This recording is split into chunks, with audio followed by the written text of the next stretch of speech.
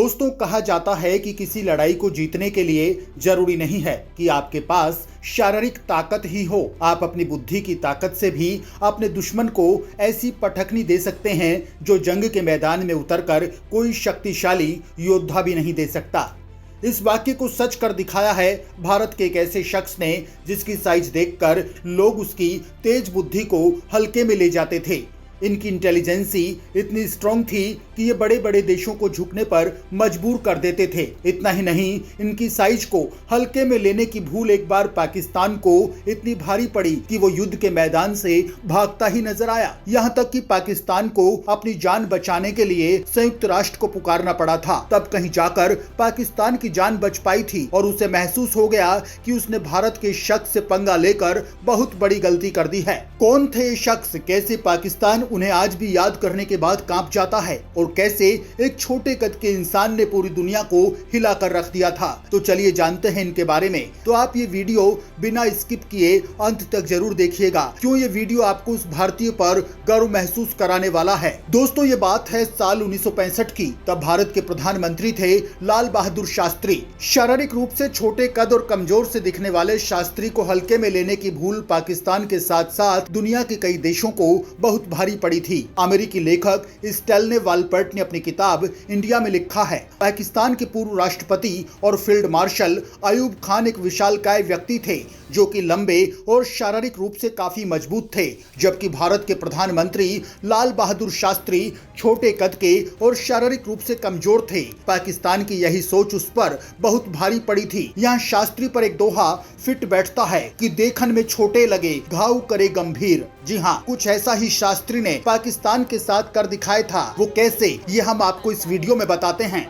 दोस्तों, कश्मीर हमेशा से पाकिस्तान के लिए एक ऐसा रत्न रहा है जिसे वो हासिल करना चाहता है। बंटवारे के बाद से पाकिस्तान कश्मीर को हड़पने की फिराक में रहा है और इसके लिए वो 4 बार भारत के साथ युद्ध भी कर चुका है, जिसमें साल 1947, साल 1965, साल 1971 और साल 1999 में हुआ कारगिल युद्ध शामिल है। इसे ऑपरेशन विजय के नाम से भी जाना जाता है। इन सभी युद्धों में पाकिस्तान ने भारत से मात खाई है, लेकिन जब लाल बहादुर शास्त्री प्रधानमंत्री थे तब पाकिस्तान को जिस हार का सामना करना पड़ा था वो उसके हमेशा याद रही है। दरअसल भारत तब साल 1962 की जंग में चीन से मिली हार से उबर ही रहा था। इसके साथ ही साल 1964 में भारत के पहले प्रधानमंत्री जवाहरलाल नेहरू की मौत हो चुकी थी, जो भारत के लिए बहुत बड़ा झटका था। उनके बाद लाल बहादुर शास्त्री देश के नए प्रधानमंत्री बने। तब पाकिस्तान को कश्मीर हड़पने का सबसे अच्छा मौका नजर आया। उस वक्त उसे लगा कि भारत की अभी हालत ठीक नहीं है, क्योंकि अभी वो चीन के साथ हुए युद्ध से उबर रहा है। साथ ही कद में छोटे दिखने वाले शास्त्री कमजोर होंगे और 3 तरफ से युद्ध छिड़ने पर ठीक से हालात को संभाल नहीं पाएंगे। इसके बाद अप्रैल 1965 में कच्छ के बड़े इलाके पर पाकिस्तान ने अपना हक जमाया। उसके ऑपरेशन का नाम था डेजर्ट हॉक। ये भारत के खिलाफ युद्ध शुरू करने की दिशा में पहला कदम था। अगस्त आते आते पाकिस्तान की सेना ने ऑपरेशन जिब्राल्टर के नाम से कश्मीर में सैन्य ऑपरेशन शुरू कर दिया। इसका मकसद एलओसी को पार कर कश्मीर की मुस्लिम आबादी को सरकार के खिलाफ उकसाना था। पाकिस्तानी फौज के आकाओं को लग रहा था कि इस तरह से ये स्थानीय कश्मीरियों की बगावत नजर आएगी और अंतर्राष्ट्रीय स्तर पर पाकिस्तान इसे उछाल सकेगा। कोड नेम भी पाकिस्तान ने पुर्तगाल और स्पेन पर मुस्लिम आक्रमण से लिया था, जो जिब्राल्टर पोर्ट से शुरू किया गया था। वहीं दूसरी तरफ लाल बहादुर शास्त्री ने सेना को खुली छूट दे दी थी। उन्होंने भारतीय सेनाओं को लड़ाई का क्षेत्र सिर्फ जम्मू कश्मीर तक सीमित न रखकर पाकिस्तान से जुड़ी पूरी अंतर्राष्ट्रीय सीमा तक फैलाने के लिए कहा था। वहीं 28 अगस्त को भारत ने हाजीपीर पर कब्जा कर लिया। इस बीच सोची समझी साजिश के तहत पाकिस्तान ने तीसरा ऑपरेशन ग्रैंड स्लैम शुरू कर दिया। पाकिस्तान को लग रहा था कि इस तरह चौतरफा अटैक से भारत घबरा जाएगा, लेकिन उसने शास्त्री को समझने में भूल कर दी। 1 सितंबर को पाकिस्तान की सेना अखनूर पुल तक आ पहुंची थी। अब भारत की बारी थी। भारतीय फौज ने 6 सितंबर को पंजाब फ्रंट पर मोर्चा खोल दिया और सेना लाहौर की तरफ बढ़ चली। 24 घंटे में सियालकोट सेक्टर में भारतीय सेना तेजी से आगे जा रही थी। पाकिस्तान की सेना खेमकरण की तरफ बढ़ी और यहाँ भीषण टैंक युद्ध लड़ा गया। भारतीय फौज को हावी होता देखकर पाकिस्तान सहम गया था। पाकिस्तान को रक्षात्मक होने पर विवश कर दिया गया। इस युद्ध को लेकर संयुक्त राष्ट्र में हलचल बढ़ गई थी। 4 सितंबर 1965 को सुरक्षा परिषद ने प्रस्ताव 209/1965 के जरिए सीज फायर का आह्वान किया और दोनों देशों की सरकारों से संयुक्त राष्ट्र की टीम UNMOGIP के साथ सहयोग करने को कहा गया, जिस पर दोनों देशों ने अपनी सहमति जता दी। लेकिन इसमें दोनों देशों ने अपनी कुछ शर्तें भी रखी। तब सुरक्षा परिषद को यह सुझाव दिया कि वो अपने स्तर पर कुछ ठोस कदम उठाए, जिसमें 3 प्रमुख थे। पहला, दोनों सरकारों को UN चार्टर के आर्टिकल 40 के तहत आगे सैन्य एक्शन रोकने को निर्देशित करे। दूसरा, दोनों पक्षों से सैनिकों की वापसी सुनिश्चित करने को कहा जाए। तीसरा, दोनों देशों के राष्ट्राध्यक्षों से अनुरोध किया जाए कि वो किसी मित्र देश से मिलकर संकट का हल निकालें। आखिरकार 20 सितंबर को परिषद ने प्रस्ताव 211 पारित किया, जिसके तहत कहा गया कि 22 सितंबर 1965 को सुबह 7 बजे से सीज फायर होगा। साथ ही दोनों देशों के सैनिक पीछे हटकर 5 अगस्त से पहले वाली स्थिति में चले जाएंगे। बाद में जनवरी 1966 में भारत और पाकिस्तान के नेता ताशकंद तब सोवियत संघ में मिले और शांति समझौता हुआ था।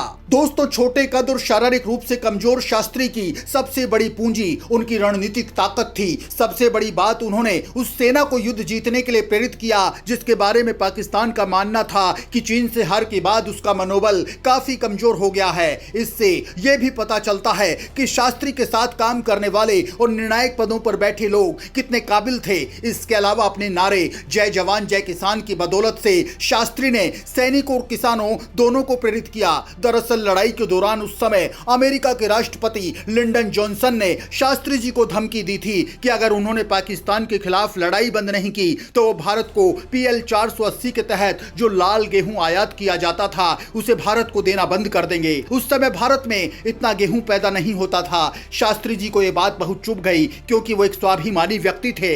इसके बाद ही लाल बहादुर शास्त्री ने देशवासियों का आह्वान किया कि हम हफ्ते में एक समय भोजन नहीं करेंगे। इसकी वजह से अमेरिका से आने वाले गेहूं की आपूर्ति हो जाएगी। उन्होंने अपनी पत्नी ललिता शास्त्री से कहा कि क्या आप ऐसा कर सकती हैं कि आज शाम का खाना ना बने। मैं कल देशवासियों से एक वक्त का खाना नहीं खाने की अपील करने जा रहा हूं। मैं देखना चाहता हूं कि मेरे बच्चे भूखे रह सकते हैं या नहीं। जब उन्होंने देख लिया कि हम लोग एक वक्त बिना खाने के रह सकते हैं, तब उन्होंने देशवासियों से भी ऐसा करने के लिए कहा। लाल बहादुर शास्त्री की ये ताकत देखकर अमेरिका तक हिल गया था, क्योंकि उसने भी उनकी शारीरिक क्षमता को ही देखा था। उनकी वो ताकत नहीं देखी थी जिससे पाकिस्तान के पसीने छूट गए थे। लेकिन इतनी रणनीतिक ताकत रखने वाले लाल बहादुर शास्त्री की मौत काफी रहस्यमयी रही है, जिसका खुलासा आज तक नहीं हो पाया। साल 1965 में भारत और पाकिस्तान के बीच जब जंग खत्म हुई थी तो दोनों देशों के बीच ताशकंद में समझौता हुआ था। यह समझौता 10 जनवरी 1966 को हुआ था, जिसके 12 घंटे बाद ही 11 जनवरी को तड़के शास्त्री जी की मौत हो गई थी। ताशकंद में मौत के बाद शास्त्री जी का पार्थिव शरीर भारत लाया गया था।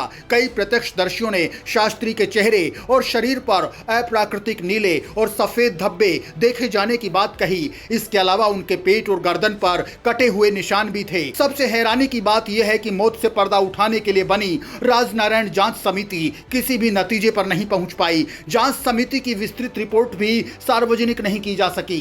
संसदीय लाइब्रेरी में भी उनकी मौत या जांच समिति का कोई रिकॉर्ड उपलब्ध नहीं है। इतना ही नहीं, लाल बहादुर शास्त्री की संदिग्ध अवस्था में मौत होने के बावजूद भी उनके शव का पोस्टमार्टम नहीं कराया गया। शास्त्री जी के परिजनों ने दावा किया कि उनके शरीर पर जहर की वजह से नीले निशान थे। कई और ऐसी चीजें देखने को मिली जिसकी वजह से उनकी मौत पर सवाल खड़े होते हैं। दोस्तों, आज शास्त्री जी हमारे बीच नहीं हैं, लेकिन उनका नारा जय जवान जय किसान आज भी हर भारतीय में जोश भर देता है।